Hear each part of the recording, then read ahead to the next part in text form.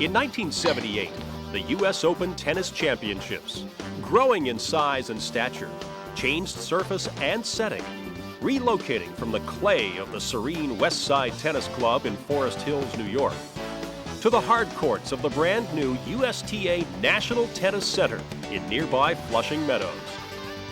On this stage, over the next 2.5 decades, the Open would consistently deliver the type of thrills and drama befitting the year's last and most demanding Grand Slam event. First year in this new venue produced familiar champions, christened by Chris Evert, America's darling, winning for the 4th consecutive year. Game, set, and match for Chris Evert. 7-5, 6-4. And by the leading man of American tennis, Jimmy Connors, whose resounding win on the new Deco turf surface over Bjorn Borg gave him a trio of U.S. Open titles and established a new level of excitement in Grand Slam tennis, U.S. Open style.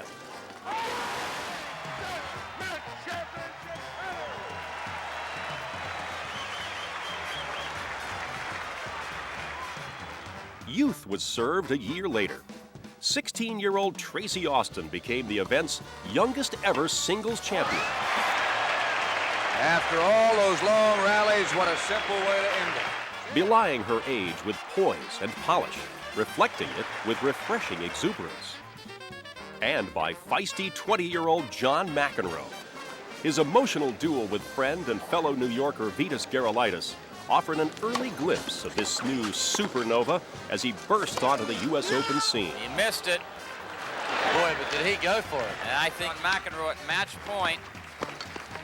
Good stab on The promise of his remarkable talent was confirmed when he won the first of his Grand Slam singles titles and the first of 4 in Louis Armstrong Stadium.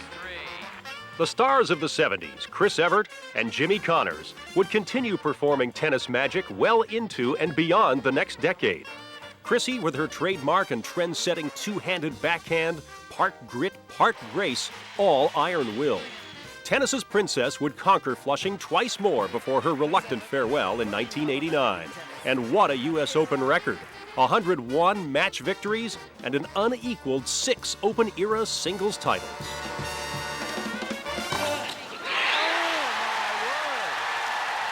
Jimmy Connors, flamboyant and fiery, fiercely defending his position atop the tennis world. He came to be adored by New York fans.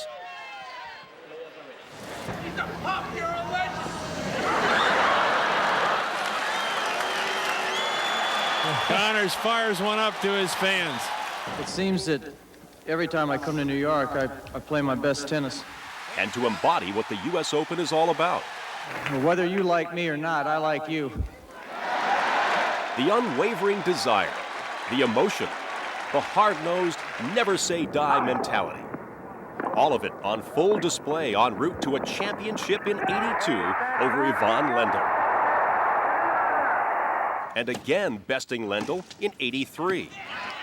With 5 singles titles to his credit, Connors stamped his place in U.S. Open lore with an improbable age-defying run to the semis in '91.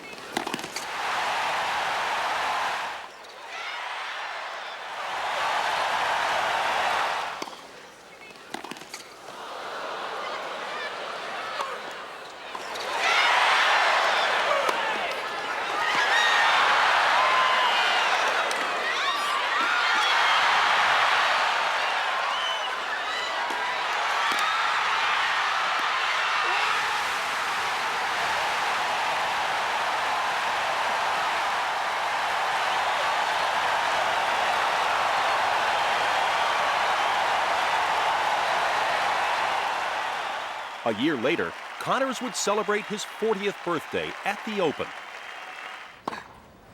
before exiting stage legend at the hands of Lendl in their 35th and last meeting. This is what they pay for. This is what they want.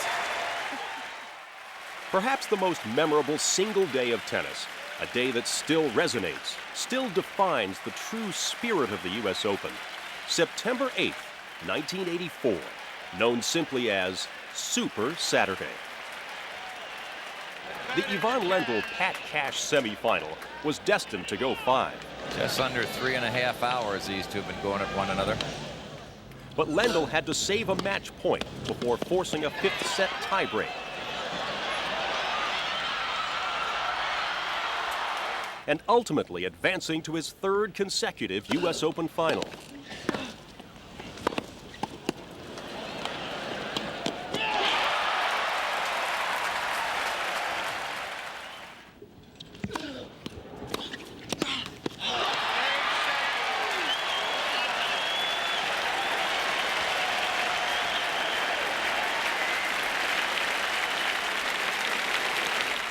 Super Saturday Act 2, the much-anticipated women's final. For the 2nd consecutive year, it matched 2 great rivals, Chris Evert and Martina Navratilova. Evert's pinpoint ground strokes versus the serve and volley attack of Navratilova.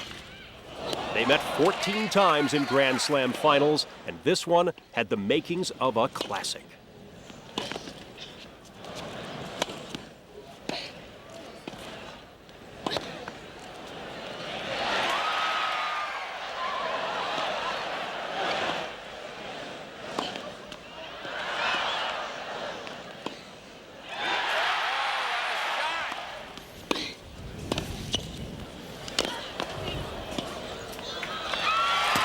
Just can't get to it.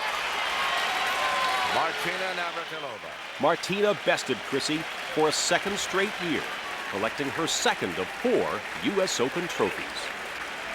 With one championship decided among intense rivals, another pair of familiar foes finally took the court as the day's drama continued into prime time, a marquee All-American men's semifinal. The only 2 men to have won the Open since it moved to Flushing, Jimmy Connors and John McEnroe. In their 28th and most electrifying encounter, 5 full sets of scintillating tennis.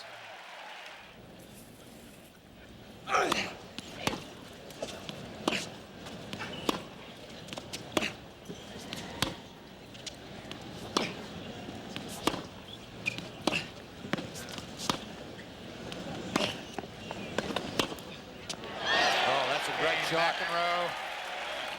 Shot-making brilliance from start to finish.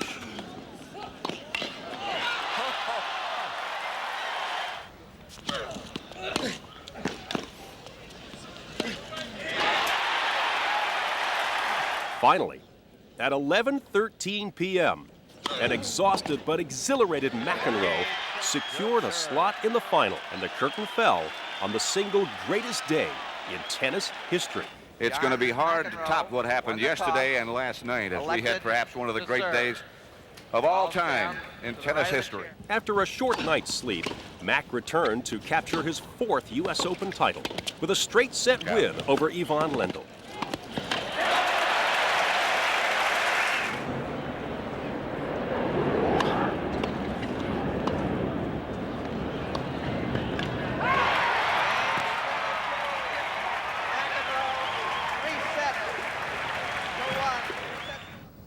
The stoic Czech exacted revenge a year later amid a remarkable run in the 80s that saw him reach 8 consecutive finals at Flushing Meadows.